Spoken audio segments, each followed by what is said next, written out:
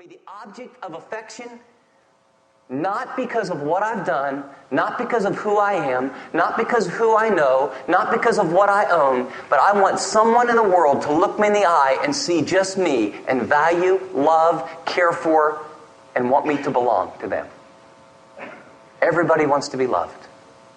Premise number 2, no human relationship or material possession has the power to love us deeply, consistently, and unconditionally. If you want to put it a little bit shorter, there's nothing out there and there's no one out there that can love you the way your deepest heart need demands. Every person will let you down. Every thrill is temporary. Every success is fleeting. There just isn't a something or a someone out there that can love you the way you desperately want to be loved.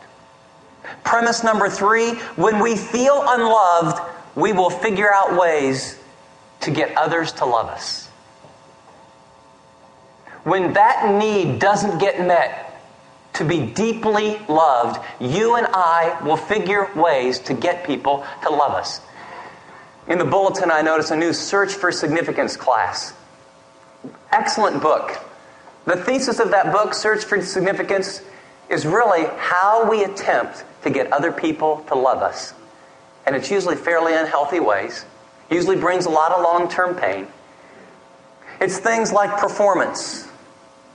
We say things like, you should love me. Things like, you should love me because I own this, have this, can do this. So we work hard and we think if we're successful, popular, powerful, or whatever, then you should love me because of that. Or we'll play the approval game. Will you love me if I? And so we go around trying not to make anybody mad, and we try and do what we figure out what every scenario and every relationship needs. Will you love me if? Seeking approval of people, often losing who we are in the process. Sometimes we do it by manipulation. Some of us have become experts at making other people feel guilty so they'll love us. You never.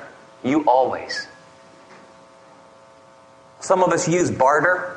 I'll love you if you love me. We play games. Others, we use the victim means. If you only understood all I've been through and the pain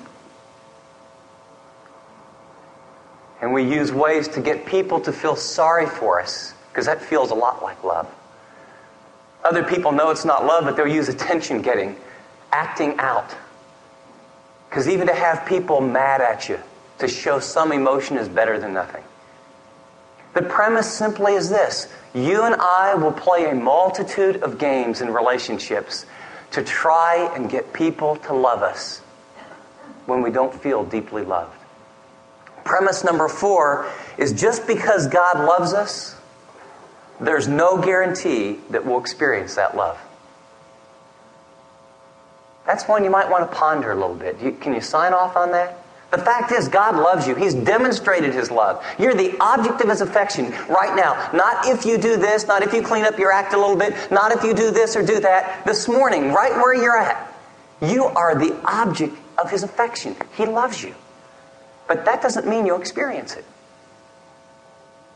Ephesians chapter 3, as we alluded to earlier, the Apostle Paul prays for a church that they could grasp God's love. Why would he pray for something if it was automatic? Premise number 5, it is only when we experience being deeply loved that we have the capacity to love others deeply. The implications of that are astronomical, if you buy it. It's not until you're deeply loved. It's not until you can go beyond intellectually saying, oh yes, I believe God loves me.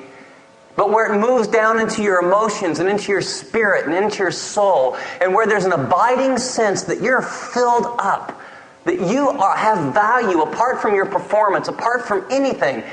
When you feel that, when you experience that, when it becomes a part of your life and your being, it's only then you have the capacity to move into relationships as a giver instead of as a manipulator and as a taker. Jesus at the final night with His disciples, do you remember He just washed their feet? And He knew this was it. He'd invested all